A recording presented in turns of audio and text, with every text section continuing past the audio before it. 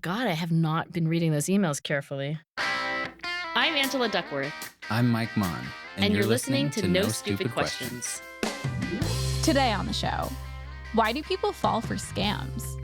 My brother had just returned from spending the summer in, you guessed it, Nigeria. Oh, God.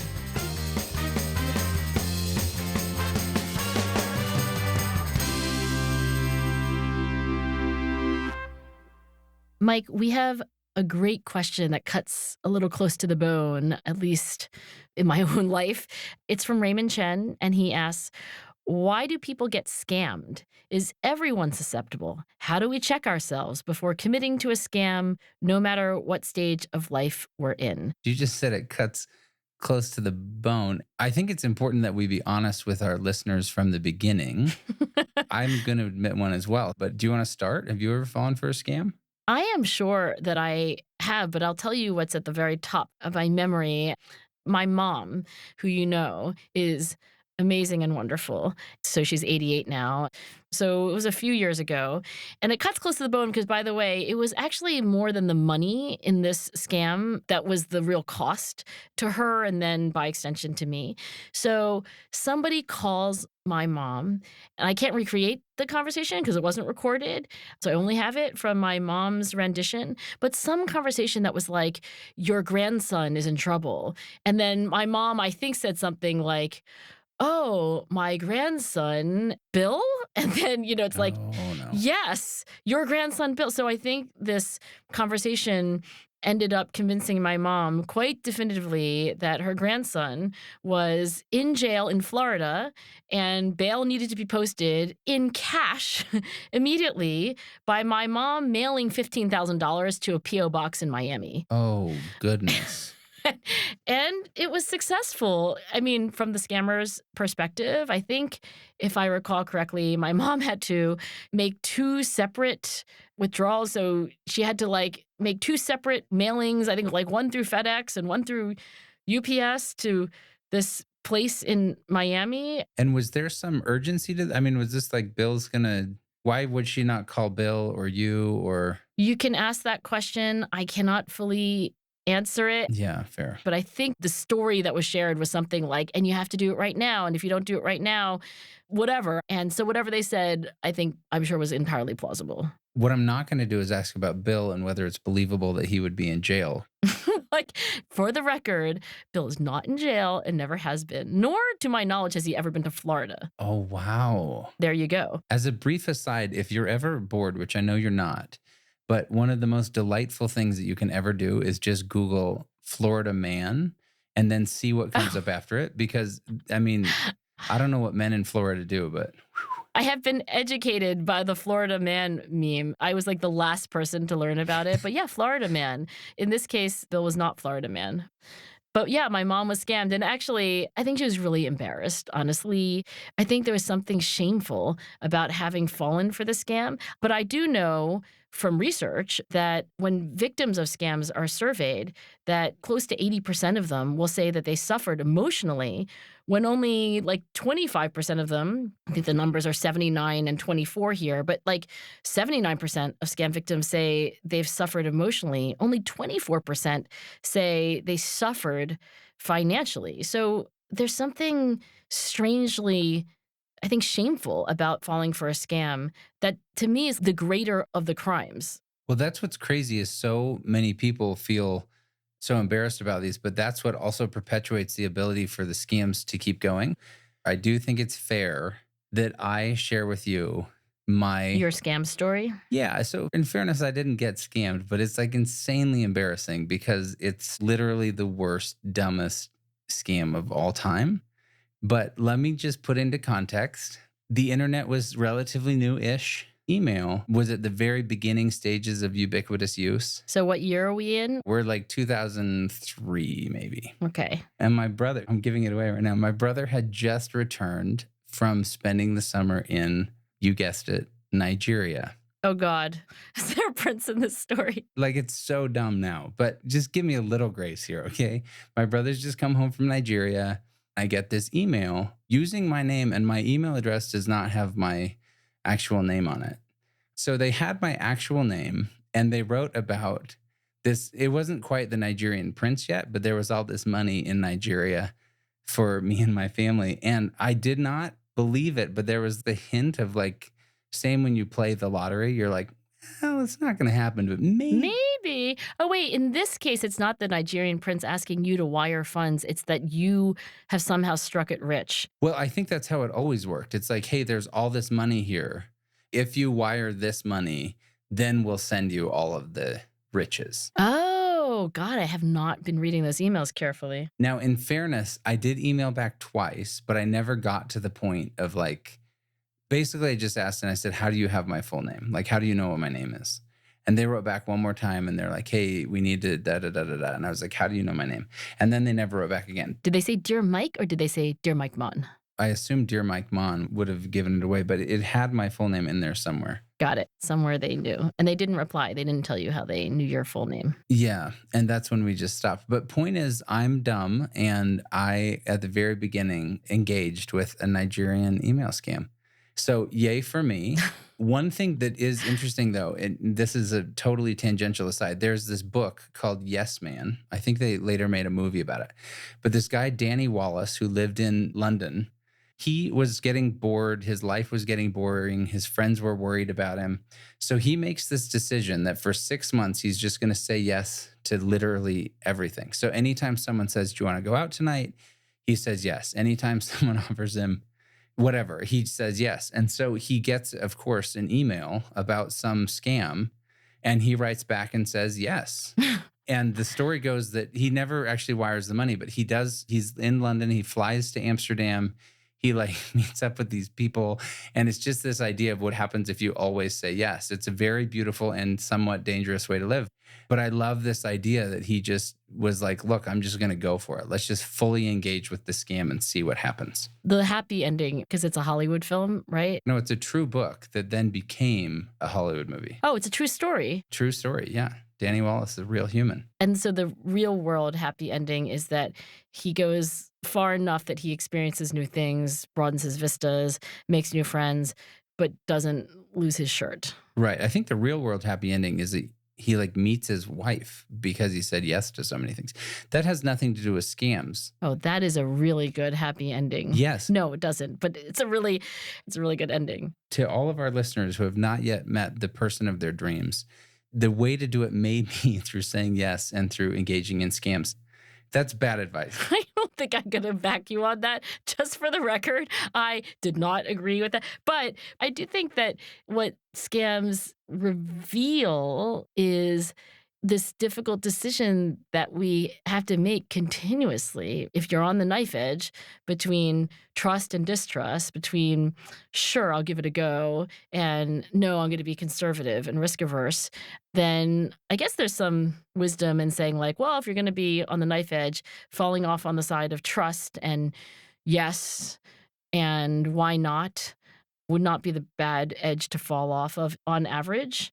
That's what's interesting to me about scams. I haven't fully understood the shame of it, but at the same time as we don't want to fall for scams, I think we also want to give our fellow human beings the benefit of the doubt. And it's hard to know how to do both those things at the same time. These things are in tension. You cannot both give people the benefit of the doubt, assume the best of intentions, and what is trust other than belief without fact? You can't do all of that and prop up American democracy, et cetera, and also be like vigilantly scanning the horizon for scammers. I don't know if they're mutually exclusive and that you can't do a little of one and a lot of the other. I think they're pulling us in different directions. I agree. I think it's a huge piece of how we have to decide how to live our lives and what kind of people we want to be and how we want to interact with others. That said, let's ask a few questions for a second about who actually falls for scams and go into it. So I've got a true or false. Older people are more likely to fall for scams. Okay, well, I'm going to test my knowledge because I looked into this a little bit, at least in part because of my own family's experience. And I found this article by a professor of decision sciences named Yanif Hanot. and Stacey Wood, who's a professor of psychology. And they wrote a review article in my favorite journal, one of my favorite journals, Current Directions in Psychological Science. The title of this article is The Scams Among Us, Who Falls Prey and Why. So I'm going to answer your question with their summary, which is that it's not that the older you are, the more likely you are to fall for scams. I think the pattern that scientists are trying to put together almost doesn't exist. Like one study says one thing, another says another. So I'm going to go with no, false. It's not older people, but it's also not younger people. It defies any pattern. Yeah, I think it's interesting because I talked to a few people about scams and was just getting anecdotal research. And literally every person I talked to about scams, their response was something like, oh, sounds like my dad, or, oh, you should talk to my parents. Because there's this idea. Yeah, it does seem like older people are the ones who are just constantly getting taken advantage of. Right. They're the ones who actually answer unknown phone numbers on their phone. And then they're like, sure, yes, Billy is in jail. The thing about this research is that I don't think it's very easy to do hypothetical lab studies on scams because these authors, Yanif and Stacy, they defined what a scam is. And I'm going to read to you from this article. Scams have several features that distinguish them from most, if not all, other crimes. The perpetrators can be, and often are, located far away from their potential victims. Also, potential victims must play an active role in the process. They provide personal information, send money, keep the activity secret, and fail to report it to the authorities. In fact, without the victim's involvement, most scams would simply fail. Thus, although there is a large scope for researchers to examine the underlying mechanisms involved in individuals' engagement with and adherence to scammers' requests and demands, there is a paucity of data on the topic. So this elemental feature of scams that, somebody can pick your pocket, somebody can even mug you, an awful crime that happens to you. But scams have this additional feature where you unwittingly were part of the whole crime itself. Maybe, and I know we're speculating here, but I don't know, Mike, maybe this is why it's such an emotional burden. Maybe this is why it's embarrassing or even shameful, because unlike getting your pocket picked or your car broken into or even being mugged, you somehow feel partly guilty. Well, you participated in it. It only worked because you did it. Right. You played your part. Which I believe 100%. And that adds to the shame, which is what lets these things keep going. The U.S. Census Bureau put out some data on loss reports by age and fraud type. So older adults, which they define as 60 plus, and then younger adults, which is 18 to 59-year-olds. So older adults were more likely to fall victims to scams with a business imposter, tech support. Well, that makes sense. No offense. Prizes, sweepstakes, and lotteries. And then friend and family imposters. Younger adults are massively more likely to fall victims to scams in online shopping, investment scams, fake check scams, which, by the way, what person under the age of 60 even has a checkbook? I was going to say, do they even know what a check is? Well, maybe that's why they fall victim to the scam so much. I mean, literally, there's nothing more frustrating than the 1 out of 470 million times you go to the grocery store and someone still has a checkbook. You're like, really? It's like a rotary phone. Yes, these technologies have advanced. But your point is, I guess, that the nature of the scam varies by age. So it's not like old people fall for scams, young people don't. I think that's also one reason why this is hard to study scientifically. It's not like scammers are doing what they do randomly in the population. When they call people, I don't know who got my mom's number and I don't know how, but they were talking about grandchildren. They weren't talking about dating. It's happening in the real world, and different demographic groups are being targeted differently. Do you have any idea, by the way? I don't. How do they get these phone numbers? Like, how did that person in 2003, which is a long time ago, or thereabouts, how did they know your name was Mike Maughan? I don't know, but when COVID-19 first came out, everybody starts going to work from home and everyone's doing Zoom from their home office or something like that. I had a good friend who's in cybersecurity who basically said, I can probably figure out everything about you from your Zoom background. So be very careful, and talked about putting blurs on or different fake backgrounds, etc. Wait, what? From your Zoom background? You mean like the books on your shelf? Books, but you might have a picture of your spouse or your kids. You might have a sporting insignia that shows that you like certain teams or you live in certain geographies. And scammers are very sophisticated. And so it was like, how do you protect yourself against all that? So one of the latest trends right now is these AI scams, and it's incredibly scary. So a few weeks ago, someone that lives just 3 neighbors away from me fell victim to this awful AI scam. His wife and daughter have left to go to the doctor. He has started driving across town where he's going to babysit 2 of his grandkids. And he gets a phone call saying that his wife and daughter saw a drug deal going down and the drug dealers kidnapped them. So he's thinking to himself, well, maybe this is a scam. But then the man on the phone said, we need you to talk to your daughter. She's having a meltdown. And then he hears his daughter's voice saying, Dad, help me. I don't know what to do. And then she breaks into sobs. And he is 100% convinced that was the voice of his daughter. Now, granted, he's in an emotional state, but they've taken her voice, because all of us have voicemails. There's some video on social media. You and I have this podcast, et cetera, et cetera. You can grab people's voice. AI then took it and created her saying, Dad, help me. I don't know what to do. And then they made him stay on the phone for the next 8 hours. And he had to talk to them every 15 seconds. Oh my God. And so he never could call anyone. And they said, we'll kill them if you don't send it. So he's getting all this money, same thing, participating in it, and mailing and wiring all this money until finally he sends the last payment. They hang up. His whole family's been trying to get a hold of him all day. He's not answering his phone. Right. They're freaking out. Right. To your point earlier, the financial toll was one thing, but the emotional toll was way bigger. And there's this new movement in using AI to model the voice. And so everyone's saying, make sure you have a code word with your family. So if someone says they're kidnapped, it's like, what's the word? You know what I mean? Stuff like that. But it's a crazy new trend. I had not heard of that at all. Wait, really? This actually happened? Yeah. Okay, wait. And then eventually he's reunited with his family. Who was never in trouble. None of this imperiled physical safety. He never got the money back, right? No, of course not. So in that case, his suffering was happening during those 8 hours where, oh my God, I can't even think how I would. Well, and during that time, his family, so he never shows up at his grandkid's house to babysit. Oh, right. So they're thinking he's been in an accident. They're literally calling every hospital. They're driving every road to see if there was an accident. They have the police looking for him. The police are like, well, maybe it's a scam finally at one point. So they are pinging his cell phone. They go look into his bank accounts. They see that he's withdrawn money. They go find the security footage from this bank and they see him walking out. He's totally in control. It looks normal.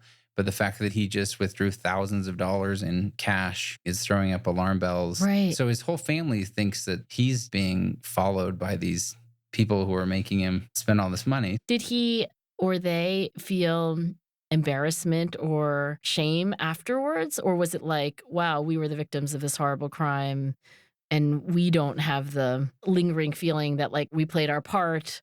I'm only asking because I know it's happened to other people who are close to me. But did they feel it? I think theirs is different because they had basically gotten the entire neighborhood and police and everybody engaged in looking for this guy because they thought he'd been in an accident.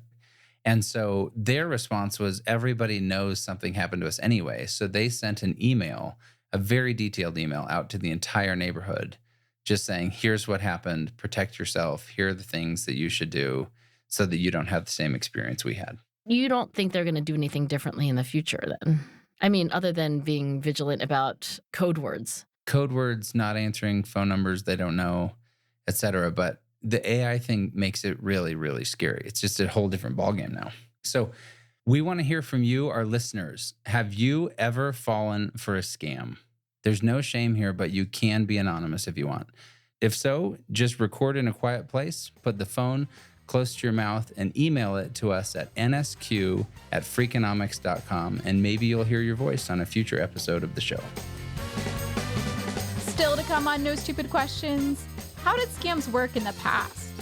I guess Family Snake Oil was just a scam. Oh, come on, Angela. We were just talking about gullibility. I know. You're like, where do I buy some?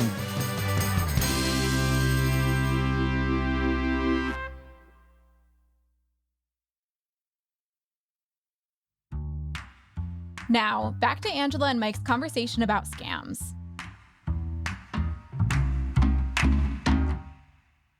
You know, I was surprised that there wasn't more research on scamming, but there is, and not that much, a little research on gullibility.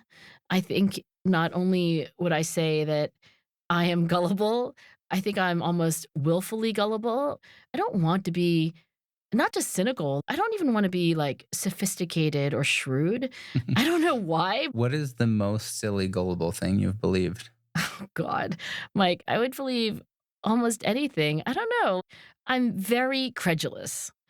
I mean, almost anything that you told me, I would be like, really? But I wouldn't be like, really? I'd be like, really?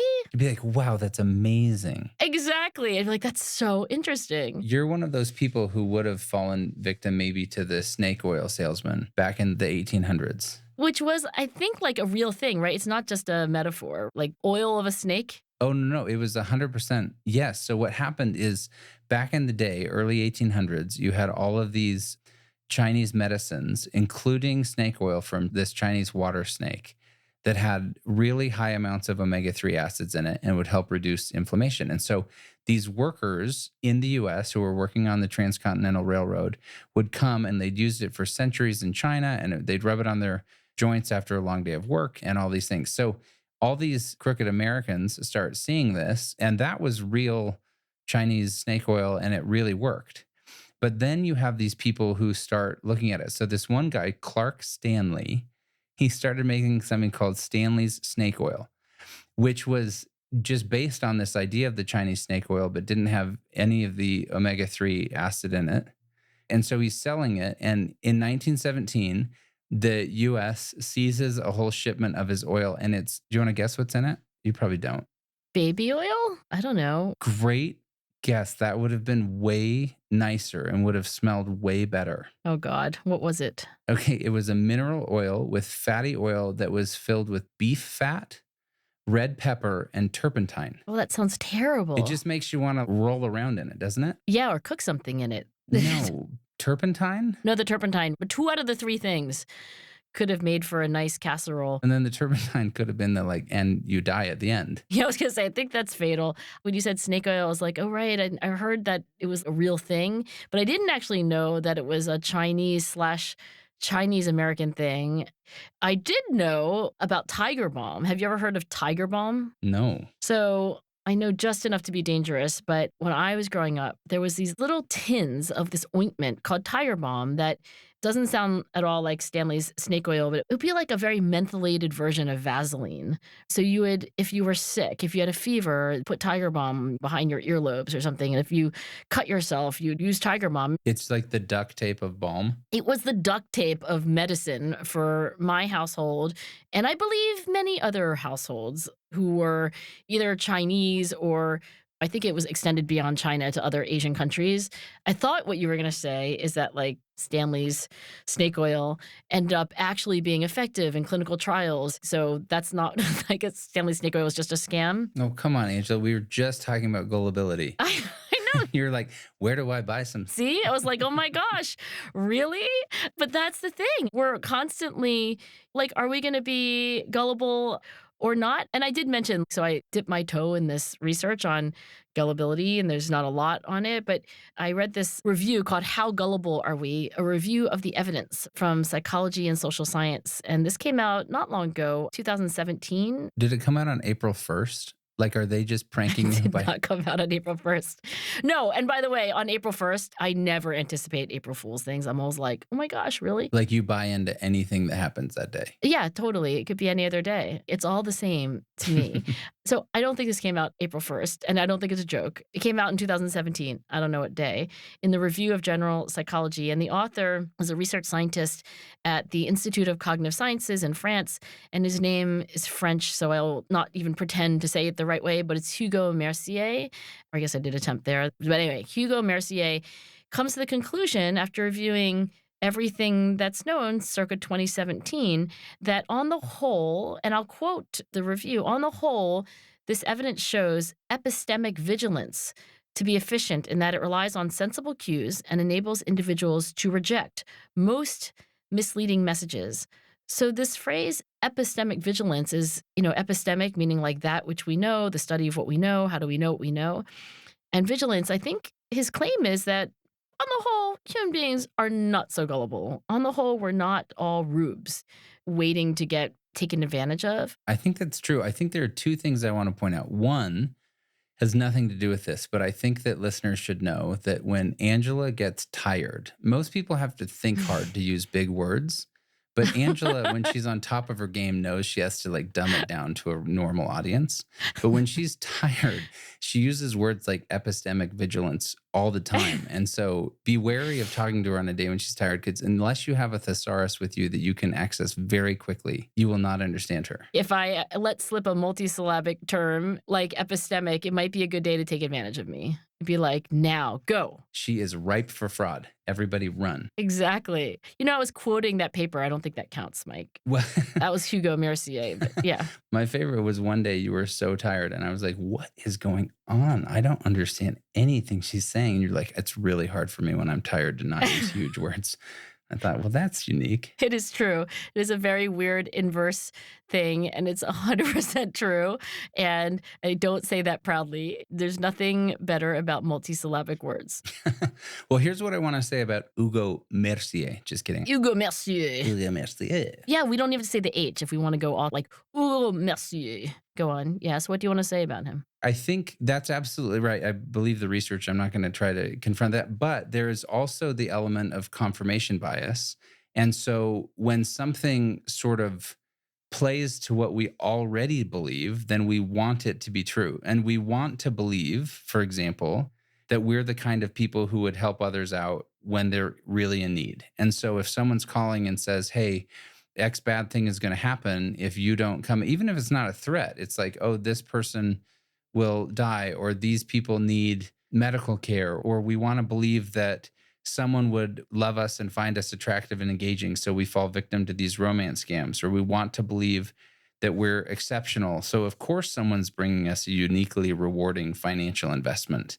And that's where I wonder. Wait. I need to say, yes, for some scams, no for others. Okay. So if somebody says something flattering to you or says that you have a family fortune locked up in Nigeria, that might be something that you want to believe. But I don't know that anybody wants to believe that their grandson is in jail and needs bail. I think confirmation bias applies here, but not to that early part where you're like, I want to believe this.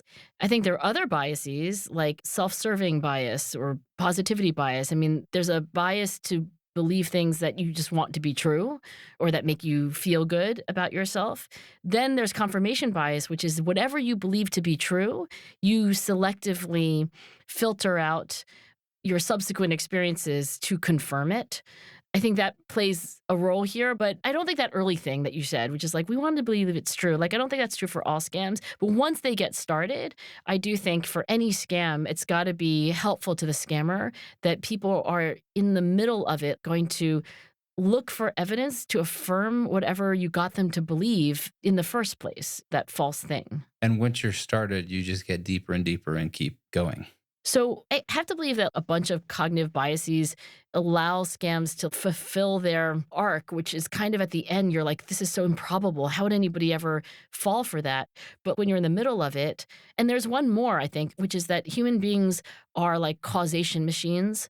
We love stories, not like we just love them to listen to them and they make us feel good, but we're always building stories that have very strong causal arcs. Like, he did that because of this, and then this happened, and then because of that, that happened.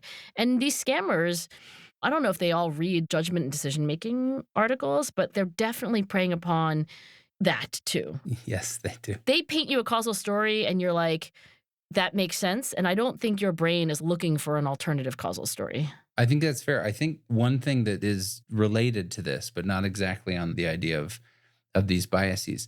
Do you know where the name con man comes from? Any guess? Con man. So now I'm thinking like convict. Like, okay, no. So it started with this guy, William Thompson, and the original phrase was confidence man. Oh, so not convict. No, confidence. Because we tend to believe, I've always said to people, you can get anywhere in the world if you just act confident when you walk in. And this William Thompson would walk up to people. He would make it seem like they had met before, some sort of remembered, have we met before? And then he would ask them this line: have you confidence in me to trust me with your watch until tomorrow? And a shocking number of people would just hand him their watch. He got arrested and it became a really popular trip. I was going to say, is he a social scientist? And then he would give it back to them and write something down on his clipboard and move on to the next bar. No, he actually took their watch. He really took their watch. And he inspired this whole group of people to become con men and women. And so some of the more famous ones you may be aware of, there's this guy, Victor Lustig, don't know the pronunciation. Victor Lustig, in 1925, he heard how incredibly expensive it was to maintain the Eiffel Tower. And so he used that as a story to go to these scrap dealers in France and tell them that it's so expensive to maintain that we're just selling it all for scrap. And he sold the Eiffel Tower to this scrap dealer and then left the country with massive bags of cash. The guy was so embarrassed, like we've talked about, that he didn't go to police. The same thing happened in the US. A guy named George Parker sold the Brooklyn Bridge several times, and people would only figure it out when they went to construct toll booths on the bridge. And they're like, no, I bought the Brooklyn Bridge so I can put up these toll booths now. And of course, no one would let them. So that's where con man comes from. From confidence. Confidence man. Mike, this whole conversation on scamming, who gets scammed, why do we feel so embarrassed when we get scammed? If I gave Raymond, who sent us this question, why do people get scammed? What's your advice? If I gave Raymond the best advice, I think it would be go read Influence by Bob Cialdini. And I know you and I have both read Influence and we're both big fans. And the reason I suggest that is that what Bob Cialdini, as a psychologist, did was to document the half dozen basic principles by which human beings persuade other people to do and believe things. And I want to recommend this to Raymond, not only because, wow, how do I not fall prey to these techniques? Well, learn them from the master. But when I got to know Bob in the last several years, I came to discover something that I didn't realize from reading Influence the first time, which is that he is the most morally upright person. And I think what truly has motivated him is just the idea that his moral duty is to kind of inoculate all of us against scams and against being had and against being fooled and taken advantage of by writing as clearly as possible about how it is that happens. And he's not even a cynical person. So he falls off on the knife edge of trust and belief and goodwill. But at the same time, he knows what he's doing. And Raymond, we just want to say that if you use Bob Cialdini's book Influence for evil and perpetuate scams, that's not cool. It is not cool, and something really bad is going to happen to you, and we'll figure it out later. But yes, Influence for good and trust for good and Bob Cialdini for good. For good. This episode of No Stupid Questions was produced by me, Catherine Moncure, with help from our production associate, Lyric Bowditch. Before we wrap today's show, let's hear some of your thoughts about last week's episode on making friends in adulthood. Hi, I'm Debbie. I am an expat, and like a lot of expats, I'm adept at making friends for a season. We move so frequently, and we need friends in the present spot so that we can have fun. One thing you mentioned is earbuds and headphones. I try not to use them in public because they get in the way of talking to random strangers. I love Jillian Sandstrom's work on talking to strangers, and I'll keep talking to strangers no matter how much it embarrasses my kids because I love those brief connections. I particularly love airport bars. I get a unique enjoyment from hearing someone's story in a fleeting moment over a beer before we head to different gates and probably different parts of the world. It helps me to continue believing that the world's full of interesting and awesome people. However, I'm finding devices make those encounters more and more rare. I recently moved to Japan for work, and it's been difficult making new friends here, even though I speak the language fluently. However, I did manage to make a few new friends, mostly by actively joining group classes and getting curious about people around me, even if it's just a simple hello and what brings you here to the stranger behind me as we're queuing up for drinks at a bar. I also make it a point to catch up at least once a week with acquaintances whom I click with. Though it can feel one-sided at times because people are quite reserved here, I find that there will always be folks that appreciate the effort and in turn introduce their friends as well. And that's how we all get to make new friends. Hi, my name is Miley Lee Shalafu, and I'm from Edmonton, Alberta, Canada. I have always struggled to make friends. I moved to a new city when I was 17, and it was sort of an awkward time to make friends in a new city on your own. I later found out that I am actually neurodiverse. I was diagnosed when I was 32. I eventually got a career as a social worker and started a job at a nonprofit where I was able to meet a lot of people who were just sort of cool with who I am as me. And then I started playing Dungeons and Dragons, and that's when I really built my friend group as an adult. So for anybody looking to make some new friends, I highly recommend finding a Dungeons and Dragons group. That was, respectively, Debbie Downs, Lizzie Eng, and Miley Lee Shelfu. Thanks so much to them and to everyone who sent us their thoughts. And remember, we'd still love to hear about a time when you got scammed. Send a voice memo to nsq@freakonomics.com. Let us know your name and whether you'd like to remain anonymous. You might hear your voice on the show.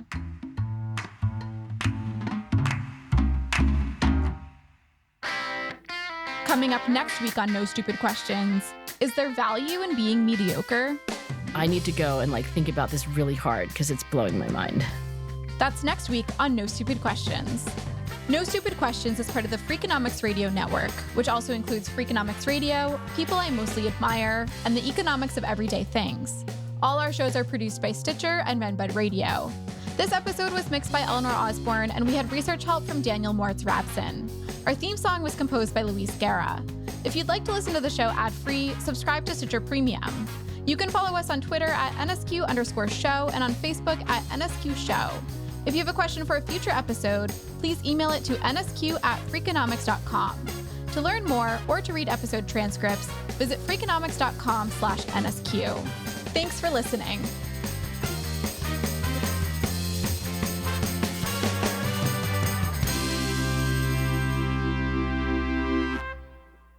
Oh, what is it? Peroration? It's a word that you use when you're tired. The Freakonomics Radio Network, the hidden side of everything. Stitcher.